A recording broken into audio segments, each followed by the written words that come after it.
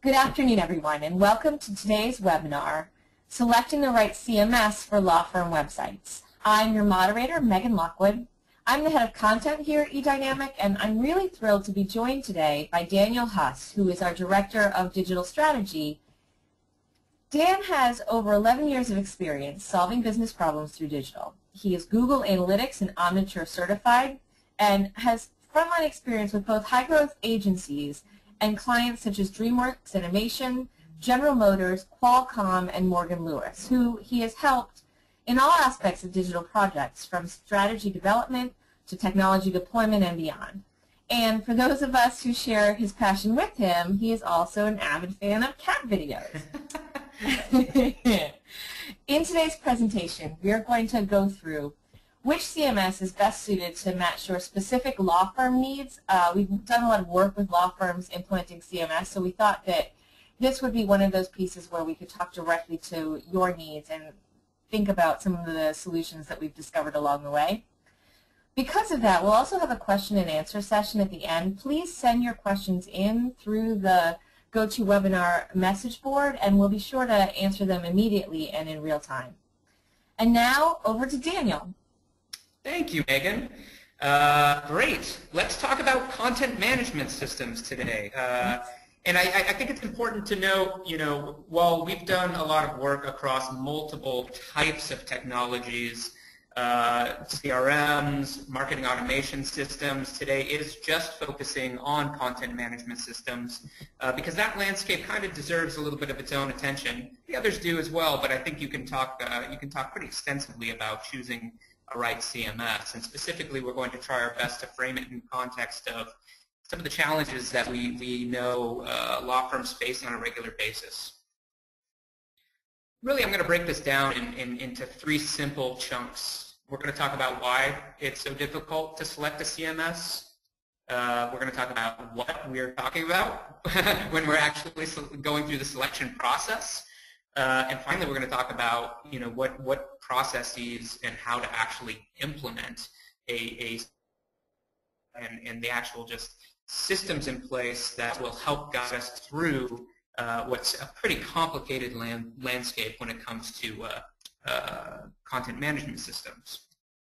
So the why, again, I think getting to that point, it's because the landscape is really complicated.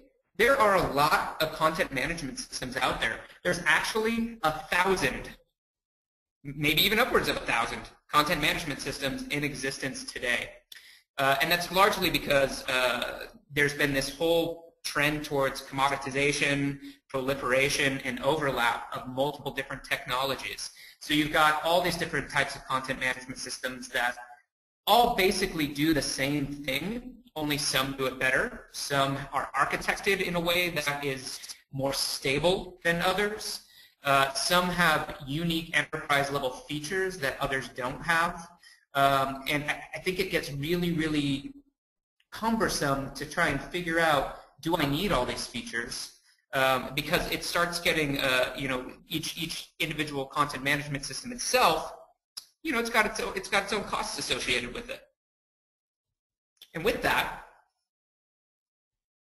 this is the marketing technology. And Dan, one of the other things that I think... Yeah.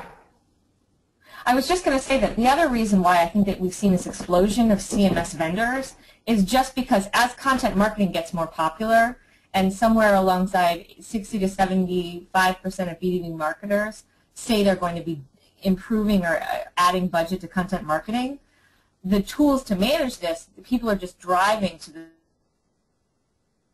try and make some money off of it. So I think it inevitably complicates the spectrum a little bit. Yeah, absolutely. And that's actually a really good point. When we're talking about what a content management system does at its core, it helps you easily and quickly get content published in the right way. And as more and more marketers become publisher-minded, where they're trying to create content, as you said, of course, more and more content management system vendors are going to kind of surface to try and meet that demand. And this slide kind of really gives an idea, and this covers lots of marketing technologies, and a couple of these sections here refer specifically to content management systems. But the idea is that, we don't even necessarily use content management system as a term. Now sometimes we refer to it as web content management, because sometimes these systems in place are far-reaching beyond just your website. So that's kind of an indication of just how complicated things have become. And as I mentioned, each one of these has its own different investment, which is another reason why it's potentially complicated to select these. Now, it could be a big investment, and the reason that it's not always a big investment is because there are free content management systems on the market, and we'll go into a little bit of detail about those. But you know, even if you're implementing an absolutely free content management system, the costs of implementing it are still going to be there. So in that way, you're investing the time, and you know, you're stuck with it after that. The upper range that you could be looking at in terms of licensing fees for some content management systems exceed $500,000. So if you're starting to look at that type of investment, yeah, I think it's probably a good idea to go through a very, very deep process while you're selecting this. Others, as I mentioned, are free. You do have the mid to upper range products that are in the $100,000 to $300,000 range with reasonable implementation times.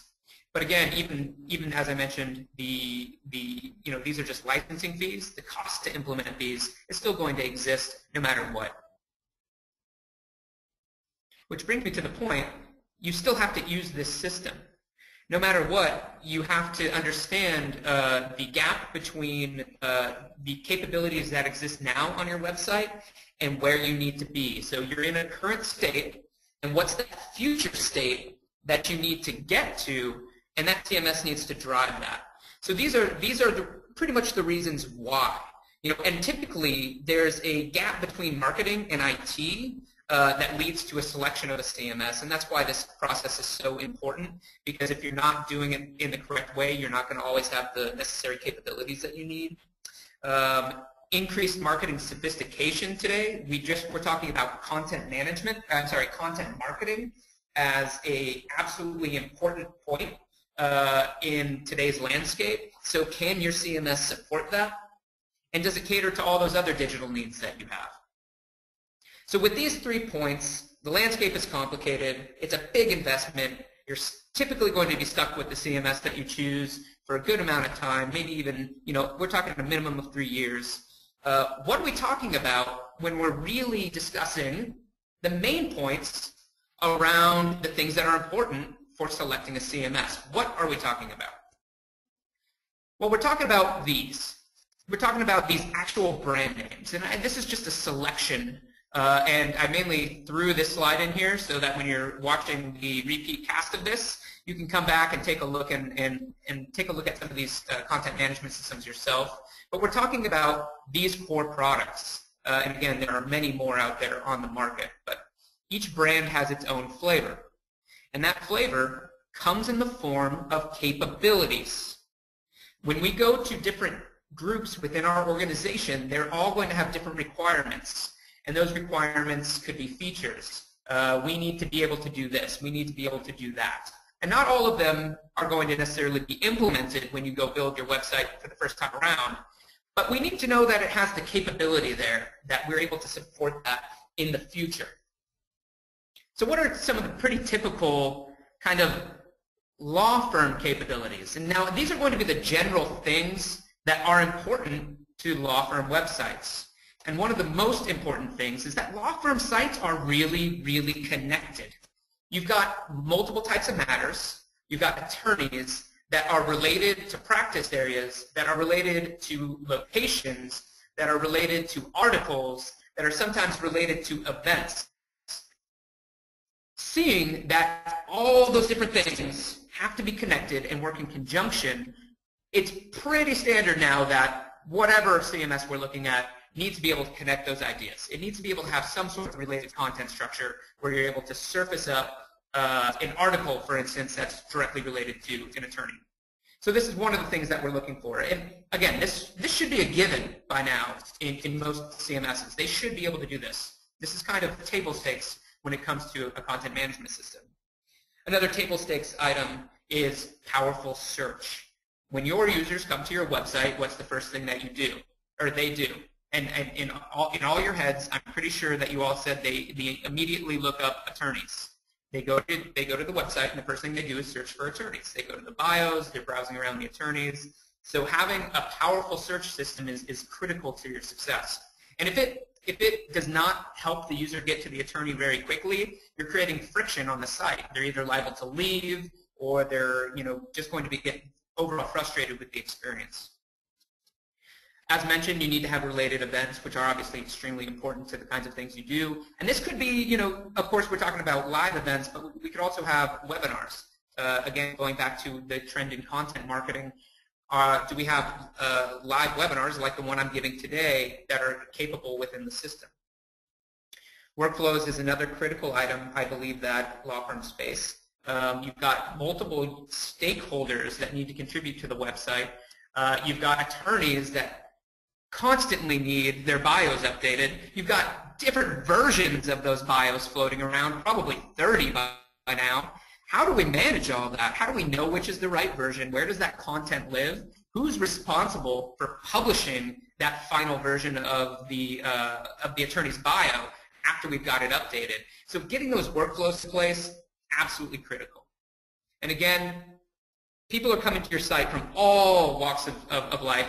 Chances are on a train. They could be, 1 minute playing Angry Birds. The next they receive an article from a coworker on their mobile device, and their first experience to your website is by clicking that article. So it's incredibly important that whatever content management system you're selecting is capable of managing mobile systems. Now, these are table stakes, and mobile is an interesting one because almost anything can be built and customized into a system, but it really takes a good content management system to be able to manage these things without an incredible amount of customizations. All of them are going to need to be customized to fit your needs, but again, the content management systems that we're talking about should be able to support these. Table stakes, these are table stakes. The next items are what can differentiate a content management system. What are some of the core things that, in our understanding, that a lot of online players don't have today that isn't implemented? What are some of the things that we know from our extensive research that law firms don't have a whole lot of? So these are differentiators that exist within content management systems today. And the first is personalization. This is the idea that when someone comes to your website, they are experiencing a degree of personalized content in however shape or form. A very simple example of this would be if I'm from Florida and I visit your site, you're going to deliver articles to me that are related to Florida. Let's say that I'm interested in a tax law practice, and the tax articles that I should see should be related to tax regulations within Florida if I'm coming from there.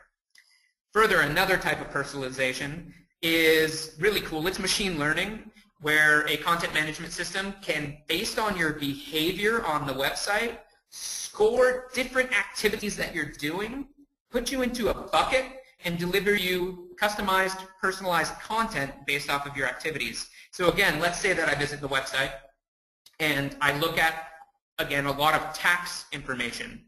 Well, the CMS should have the capability that if I'm viewing that like a block of content, after I've viewed enough tax articles, the CMS will automatically deliver more tax articles to me because it knows automatically that that is what I'm interested in. So this is what we're talking about when we're talking about personalization, and there's some other techniques. Now again, these are differentiators. Not all content management systems can do this.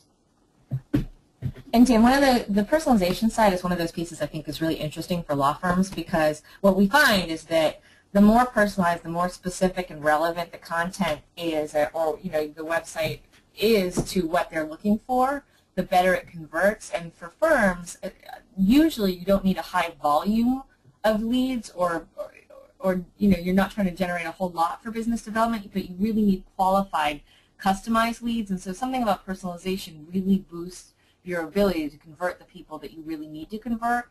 And I think it's one of those really interesting differentiators that we'll see become more of a table stake as we see it really resonate with this audience. What do you think? I agree. I actually wrote a blog post just about that where, I listed out personalization as a differentiator, but I pretty much called out that in the near future it is going to be table stakes, that is the direction that it's moving. And I think it's important not just for lead generation, but personalization, we talk a lot about engagement, keeping our users engaged. And there's a lot of discussion as that was a previous eDynamic webinar, what engagement means. And actually an upcoming book for law firms, How Do You Generate Engagement, will launch on Thursday. That's right. That's right. Believe it or not. But personalization can do that. It really helps, let's get the right content to the right user. Let's know who that user is and try to have more of a one-on-one conversation with them. Another differentiator that exists as a capability within some content management systems is insights. And I use the term insights rather than analytics because chances are you have an analytics package. You're using Google Analytics, or you're using Web Trends or Omniture. What's great about content management systems with these type of capabilities is that they can pull that data in, and using other pieces of data that they know about the site, using types of personalization and behavior, you can really create true actionable insights from that. I think it's also important to note that when we're considering content management systems and analytics, does it have pre-integrated analytics that work across multiple platforms? One of the major trends right now is cross-channel analytics. So if we're talking about, and this works in context of whether or not we're trying to generate more business or we're trying to generate more engagement on our website, let's understand if we send out an email, not only did they open that email and click to the website, but what did they do on the website after that? And that type of cross-channel analytics is tough to find. So does your CMS have that capability built in? Does it have out-of-the-box connectors to your other analytics platforms? If it does not, and there's questions there of whether or not you would want to use your out-of-the-box or the internal analytics there. But again, that's going to be a business decision. Some analytics platforms, as I mentioned, Omniture, Unica, Core Metrics, Web Trends. So all of these, should be fairly easy to integrate.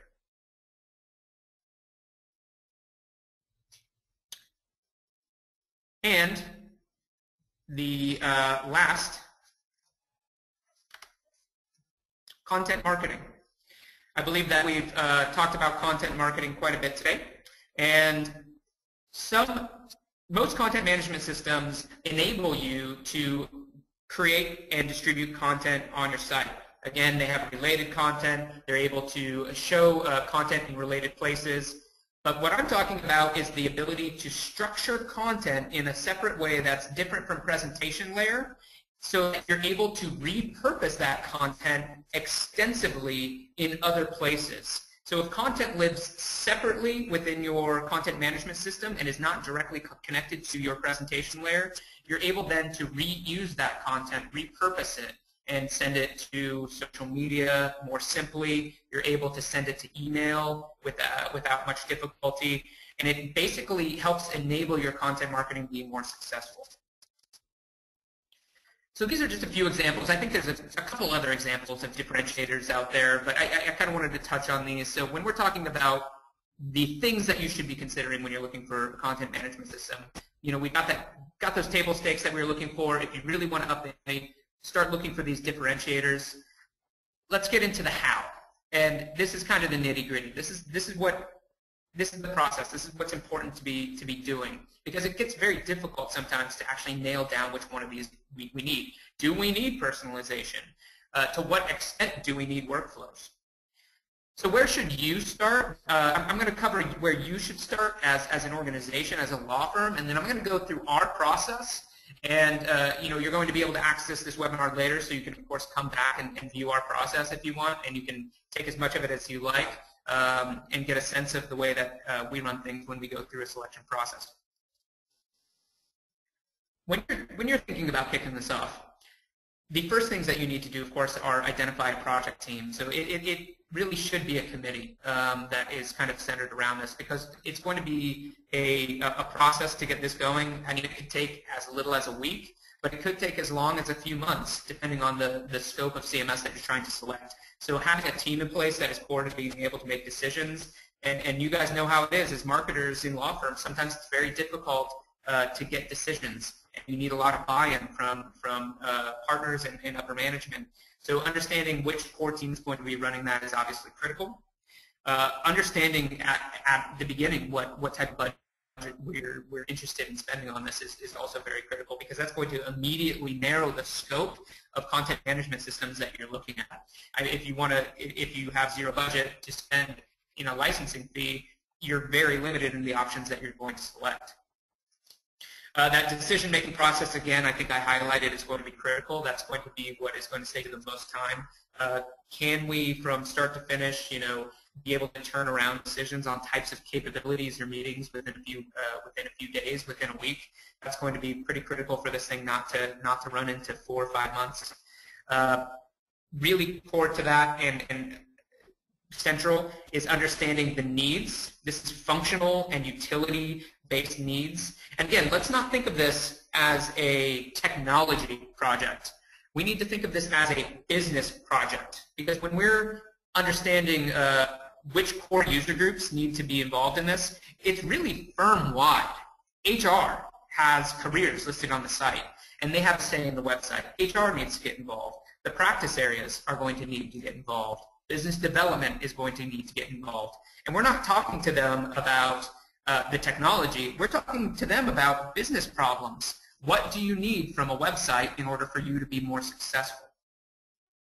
And that comes in the form of those capabilities that I mentioned above. And another way to word that, as I have here, is functional and utilitarian.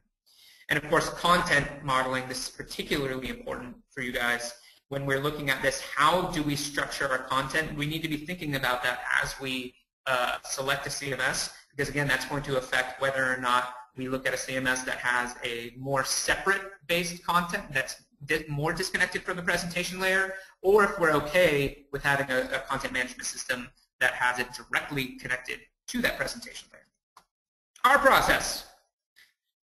This is what we do at eDynamic. This is the steps that we take. And again, we've done accelerated versions of this. We've done versions that have gone with extra steps. But I think I want to walk you through this, and please feel free to use as much of this in your own organizations as you would like. Kicking off any project when you're talking about evaluating a product is going to be discovery. We basically organize and understand which stakeholder groups within your law firm, within your organization, need to be a part of this, who has a say in the website. So we'll take a look at the website. Do you have a careers page? And if so, does HR need to be involved? So we need to have multiple sessions where we're interviewing stakeholders. We need to have project owner sessions where we're establishing, of course, timelines and establishing exactly who those people are. And of course, we need to involve IT. IT is going to be fundamental to any project like this. And out of that comes, here's the vision for the project. Here's what the ultimate outcome is going to be us generating an understanding of the capabilities that are needed to be able to select and have a content management system. Of course, objectives, and more importantly, we're able to kind of capture those line of business objectives. We're also going to be talking more importantly about your users, who visits your website, and not only what do we need, but what types of things do we expect that they need, so that we're able to address those with capabilities. And that'll result in user stories. So a visitor comes to our website, they visit an article page. From that article page, they become interested in a certain attorney. We know that they're going to go to the search and search for that attorney. Let's pull up that bio. That attorney needs to have related practice areas and additional articles related to them. That user then clicks through to that related practice area. That's a user story. Hey, Dan. We just collected all that data. Yes, go ahead. I was going to say, this is one of those things that I actually emphasize as something that's important, even if you do a truncated version in your own organization, because often in a project, it's the political or the organizational barriers that get in the way, because you'll be able to find a CMS that fits the capabilities that you need and it fits the budget that you have. I mean, pretty much anybody will be able to hopefully solve that problem, but it's not having the right energy or forgetting to listen to the right people. You know, the careers page, or there's some, especially, you know, there's some business owner that has a really strong practice area that didn't get to weigh in, and that's the one that all of a sudden you'll find at the end of the project, oh, we should have done that. So even just going in and spending a little bit of time listening to people, what they want the content to do, what they want their website to do, tends to really streamline all of the selection and even implementation process down the line, don't you think? Yeah, I think you know, it's interesting because part of it needs to be getting them excited, right? Because potentially you're about to have a new website. Exactly. That's cool. This and you don't have to be, too. you know, yeah, it's a pitch.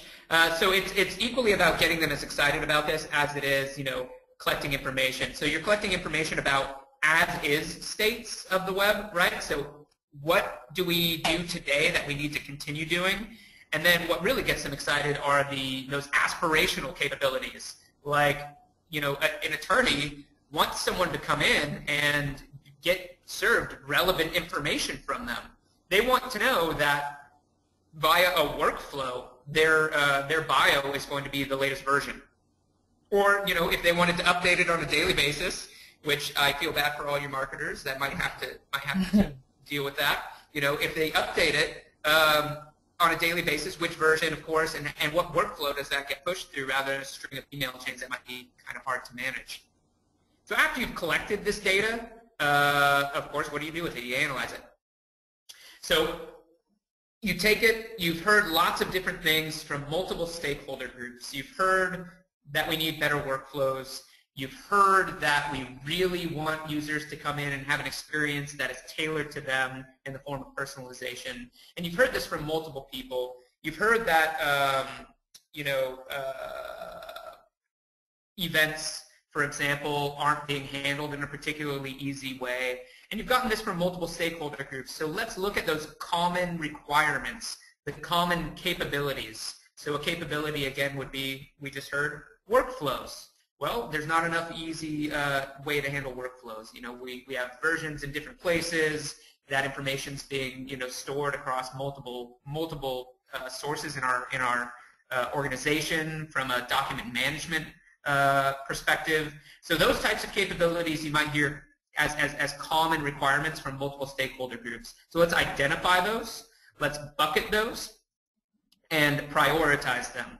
So based off of those prioritized requirements, we can also take a look at refined user stories. So we've taken a look at, you know, what our users are doing online, and we can essentially create a more streamlined version of that, and finally develop use cases around those that are, again, when someone comes to our site, they should be able to do this. They have a goal of seeing an attorney. Let's figure out from step A to step B what that process would look like.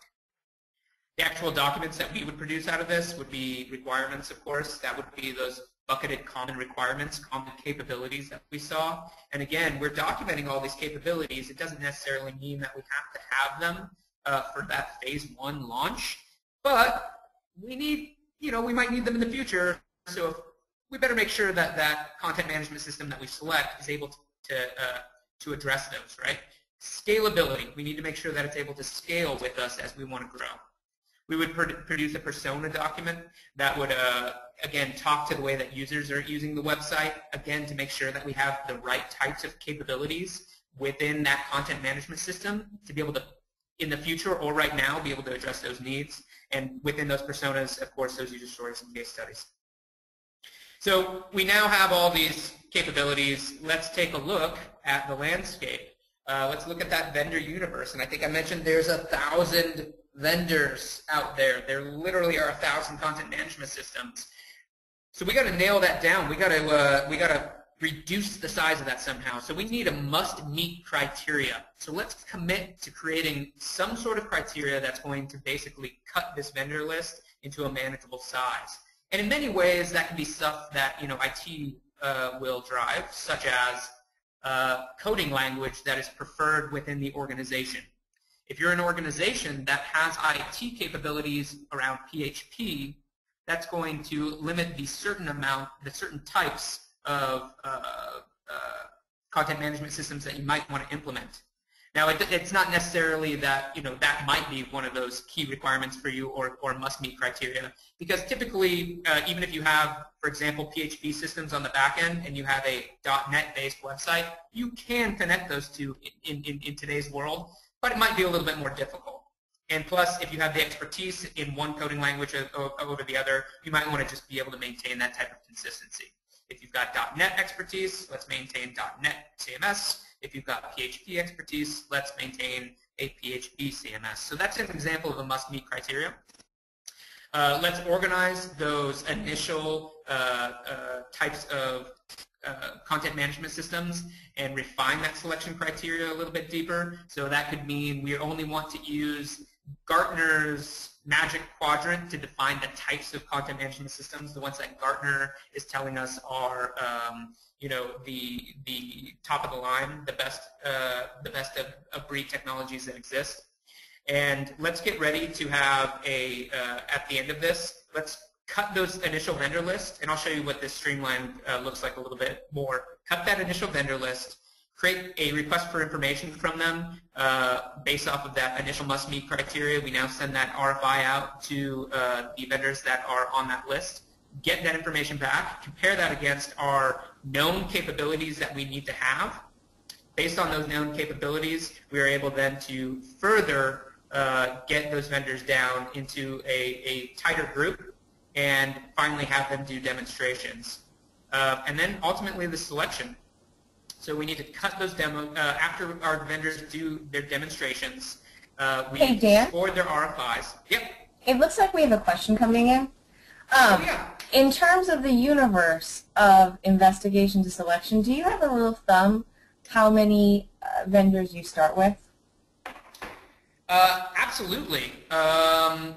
You know what's perfect? I have that on the next slide. Can we hold that question? Sure, absolutely. Yep. And I'll give you a hint. It's probably going to relate to what's kind of manageable, and it's going to start with us just we've been doing these for a long time. We know offhand just what those best of breed technologies are. We know who the major players are at this point. So we don't have to go through every 1,000 vendors anymore. Some of them are just emerging technologies that are unproven, and it's just not worth the risk. One of the main reasons I think that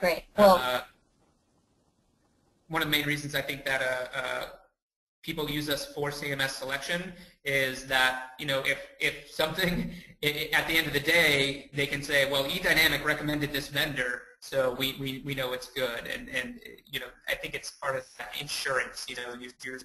You got the insurance that later on, if the question ever arises, well, how did we arise at this piece of technology, you can say we've done the due diligence and we brought in a team of experts that are able to do that. So getting back really quick into the selection process, I think this is fairly straightforward. We send out the RFPs and we do a demo cut, so that initial vendors, they come in and actually do a demo. Based on that, we've scored these RFIs that they come in and literally give them a number in actual rank associated against each other. We come in and do a proof of concept where you are able to come in and play around in the system itself. You're able to look around and poke around in the CMS so that you're able to see, if you have to use it on a day-to-day basis, what that looks like. Review those score demonstrations, and ultimately then you select the vendor. And of course, at that point in time, there's usually some contract negotiations. So it was a great question. How many would we start with? 5 to 8. That's your answer.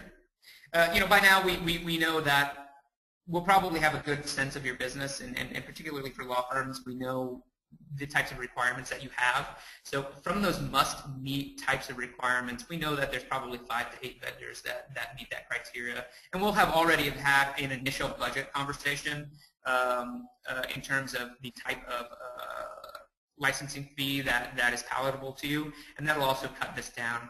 That must-have gate, if we come in and for sure say things like no Java, no .NET, or no Java, no PHP, that must-have gate is going to, of course, cut that down to about 4 to 5. That 4 to 5 is where we really drive those business capabilities and requirements that we looked at.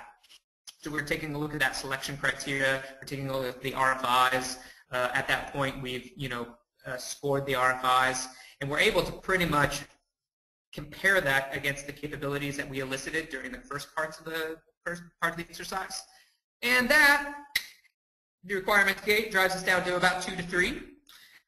Those 2 to 3, we set up the proof of concept, where you're again able to kind of play around in the system, and that is further reduced to 2 vendors that we can choose from via their demonstration. Those vendors come in and do a demonstration themselves. At any point in this, you can reduce, the phase. You might take out a proof of concept, for example, and go straight to demonstrations.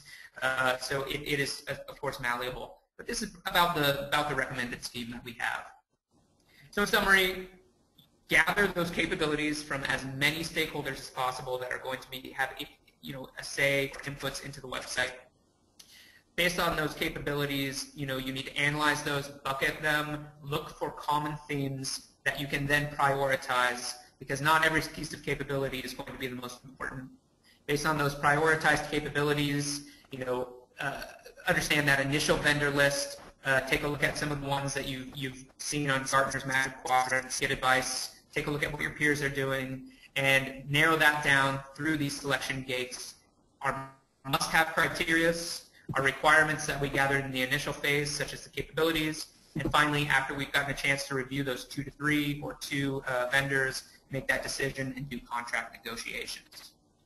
So I hope that's been fairly helpful. Again, this is our process. Feel free to use as much of this as you would like. Any questions? Tweet at me. We actually had a question come in too. If you want to go back to that one slide, Ryan was wondering, just the last one, what the timelines are based on your experience. So for example, he wanted to know specifically how long the investigation stage takes, but I think it might be helpful to get just a ballpark in terms of every single element of those. You said the sort of requirement gathering is about a week. Can be longer depending on how many people you have to interview and talk to. Well, yeah, and I think if we're going through this process, truthfully, this is going to require, this is going to be based off of your business needs. If you have a deadline for a new website coming up very quickly, we're going to have to do an accelerated version of this process, right? I don't always recommend it, particularly as, we really need to work to understand those capabilities. But to answer your question, I don't think this process should take longer than 3 months. We've done a very in-depth version of this that did take 6 months. But again, we were also investigating some other technologies at that time. But again, we can do this. I would recommend probably about a month or 2 months of actual going through the selection process. Mm-hmm. What can extend that, I found, is getting the proof of concept set up, where you're actually able to go in and play around in the individual systems. How long do you want to go play around in that system for? If you have bandwidth, you may only need a week. I found that you probably will need longer than that. You'll probably need about 2 weeks. And then based on scheduling, who can come to these meetings, such as vendor demonstrations, that's another thing. The last thing that I think is kind of where we get bogged down a little bit is in contract negotiations. You're a law firm. You need a lot of time to look over these contracts. So those are just some things that I think we've noticed as we've gone through this process before. Again, probably 3 months is fair to say for how long I would give this process to do it and give it its due diligence. But again, it can be shorter, it can be longer. Okay, great. Thanks. Do we have any other questions? Good question. Let's see. Okay, well, there are a couple. Yeah, so that was how long does it normally take. Another is, as a customer, if you wanted to do the selection, could you do it on your own? Would you recommend somebody go through this process? Yeah. Yeah, I think, again, it's a process in place, and I don't really see any reason why you couldn't. I think it's important, again, one of the main reasons that you would want to use someone like us is we automatically know the types of content management systems that are going to be in place, so we're able to narrow that list down pretty quickly. I think we also know that the underpinnings and underlying structure of content management systems. Someone within our organization likes to use a car analogy here. If you're looking at two cars from a distance, sometimes you're not able to really tell them apart, right? If you've got a Mercedes and then you've got a Honda, and if you're far enough away, they look pretty identical. But then you get under the hood, and once you're under the hood, there's some pretty significant differences. And I think that's where we really add that value. But again, if you want to go about this process yourself, I would say that the biggest things are to gather those requirements internally and involve other stakeholder groups. Because when products and systems get built that don't have capabilities elicited from other stakeholders groups, they typically don't get used very well. And you guys might have experienced this with CRM systems, right? Sometimes a CRM system gets put in place and it didn't really take into consideration the needs of the business users, so they just don't use it. Got it. We had another question. Who sets up these proof of concepts? Is it the law firm themselves, or do the vendors set it up for you? We'll set up the proof of concepts if we're doing it. In some cases, yeah, the agency will set it up. And if the agency's not involved in setting it up, the vendor will set it up for you. So typically, they'll give you what's called a sandbox environment, where those do a link. You're able to. It's kind of like, yeah, you'll be able to log in and play around in there. Great. What's coming next?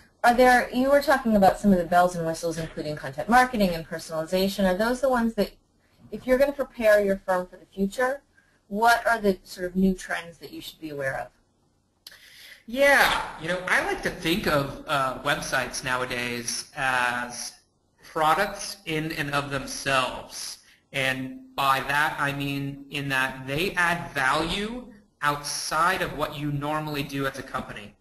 And oftentimes that value comes in the form of content, and that's what we call content marketing. So really what's coming next is different ways that websites can add value or enhance the value of the content that they're providing. So tools, for example, if there's a specific tool that you're able to offer to your customers that provides them a better user experience, that's something. In terms of content management systems themselves, I think one of the, and I mentioned it earlier, is that there's a trend going towards calling them web content management. Yeah. Really, it's about, if we're talking about then how do we make content more useful, it's about distributing that content to the right place on the right device at the right time. And future content management systems, and even ones today, are moving that direction. They're able to, built into some content management systems now are marketing automation systems, where you're not only able to have personalized content on the website, you're able to deliver personalized emails based off of users' behavior. Yep. So that's pretty powerful. So that's kind of the direction that this is all going, is how can we get closer to having a one-to-one conversation with our users? And Megan, does that sound about right? Yeah, I think that very much is one of the things I see. I think another one is on the realm of customer self-serve, that especially firms that also larger businesses spend a lot of time.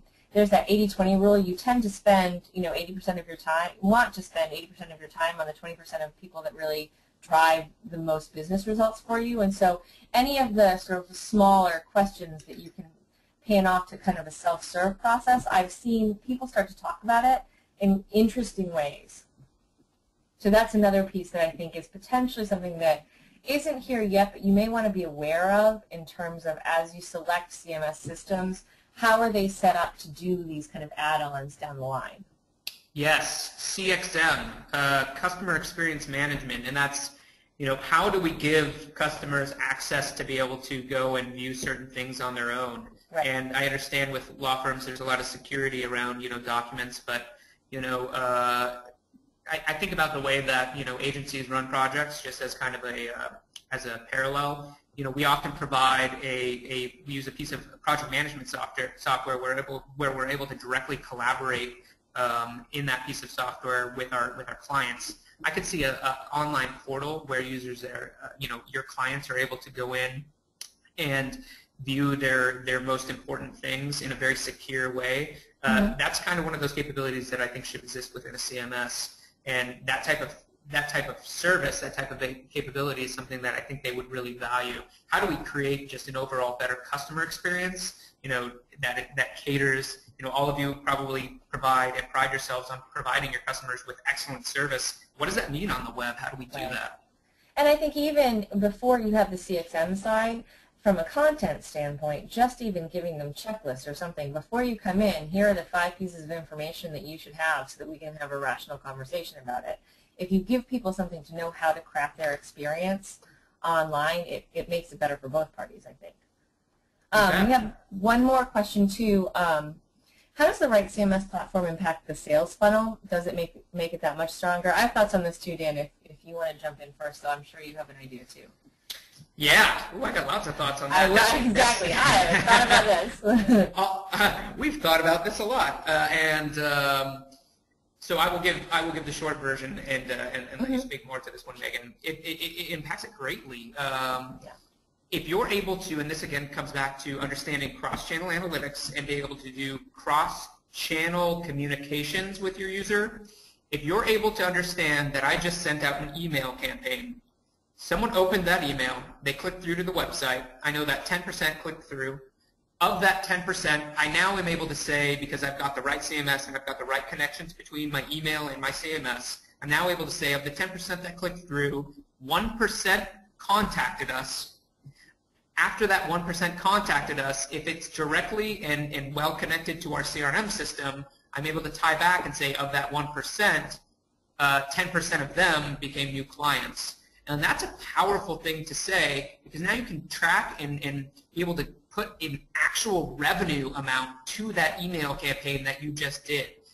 In a similar way, if you're less concerned about the lead funnel, you can do the exact same thing with engagement metrics to see if people and existing customers are coming to your site. And the right CMS can even tell you if your specific customer, if you have a financial services customer, for example, that you're really concerned with, the right CMS will tell you if they've come to that site.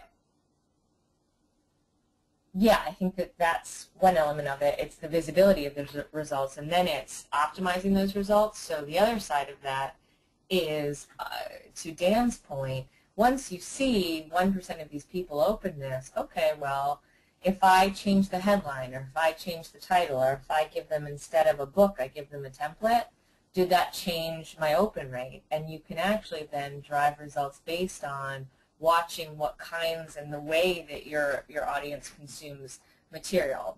So that's one way, is that you see the results and you can improve on your results in a relatively, almost immediate sometimes, manner. The other thing at a higher level is, from a sales funnel standpoint, we're seeing that the sales funnel or the sales process is changing a lot. So 5 or 10 years ago, a website was a brochure that kind of offered information in a very static way online. But today, people are more online, and they do their research a lot more aggressively before they ever talk to anybody. And so what we see, and this is a statistic that's cited quite a bit, but somewhere between 75 to 80% of people have already looked up your site, looked you up on LinkedIn, looked up all of your material before they'll ever talk to your firm, before they talk to a partner, before they come in and engage in the business process. So a CMS and the way that you put content strategy together, those are the ways that you can craft that conversation as people go through your website and then track how it's going. So I would say that it's, it's arming yourself to speak to, put the right material effectively and in a personalized way in front of your audience, and then see how it's going. So not only do you have the right messages up there, but then you can give your sales team, with integrations into Salesforce and some of that, a lot more visibility into what they've already done and how they've interacted. So if you can tell your sales team, look, they downloaded these 5 things and they spent more than 10 minutes on these 2 practice pages, they know what, if you're looking for like a BANT, authority, need, timelines, and budget, you can identify, or at least sort of intuit, okay, these are their 3 needs based on their viewing habits. And so in that way, you get a lot more insight into why people are in your funnel and how to close those deals. I'd add one more thing to that. Yeah. Since content strategy is such, and I think you touched on this a little bit, but since content strategy is the direction things that are moving, and creating content on a regular basis is important, it's not just your marketing team, as you know, that's creating this content. It's your attorneys and sometimes, you know, different heads of practice areas. If you're able to give them insight into how many leads their particular piece of content generated, you know how excited they are going to be able to create more content for you. And attorneys, they're competitive people, right? Like you're gonna have a flood of content in if you know that, you know, one attorney was able to generate leads and another person's going to want to compete directly with them. So I think, you know, it's a big point to be able to show them those types of insights. Yeah, I mean, I would say that for firm, one of the things that I've said before to people is that your attorneys are really your product in the same way that you would position red shoes if you were Zappos. Your attorneys, the expertise that your firm has, the thought leadership that's sort of inherently in-house, those are the pieces that set you apart and differentiate you in a very competitive market. So the tools you use, the different hammers that you use to surface that content and make it organized and intuitive and easy to find for your audience and really highlight your personnel and your practice areas, those are the things that are going to make your website work, drive bottom line results, ultimately. Okay, so the last question is a question of mine that I like to end webinars with. And so, Dan, if you were going to start this process tomorrow, what's the one thing you would do first? You know, I knew this question was coming, but I think that I didn't even think about it. There are that's very important. I think the number one thing that you need to do is understand from a business objective standpoint what your business goals are, because that needs to translate into those capabilities. And start organizing, you know, just if you were going to go build a product, you need to go talk with the internal stakeholders even before you launch this project formally and start just getting a little bit of their insights and getting them excited about it.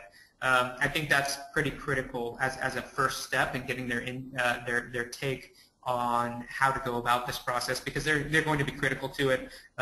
So getting that initial excitement in the air is going to be important. That would be the very first step that I would take, and then of course from there, you know, once avid excitement is built, you know, getting that committee together as mentioned, you got to have a team that are champions of this, that can really champion this forward internally. Excellent. Well, thank you so much. I think it's sometimes great to have a tactical conversation about people that have done this in the trenches. What have you learned, and what would you do right this time? So I want to thank you all for your questions. This was a really interactive group, and learning the ways to find out which CMS is best suited for your law firm. The recording for today's webinar, if you're interested, will be available on our website in the next 3 business days. We'll also be sharing the webcast URL with all attendees via email. I'll also tell you, because this is specific to law firms, a little plug is we've written one of our first thought leadership books on specifically how to create an engagement and personalization experience for law firms online. What is the sort of digital strategy roadmap? That will be launched on Thursday on our website, and we'd love to have you come and check it out. In the meantime, have a wonderful afternoon, and we will talk to you soon. Thank you all for listening. Thank you, guys. Take care.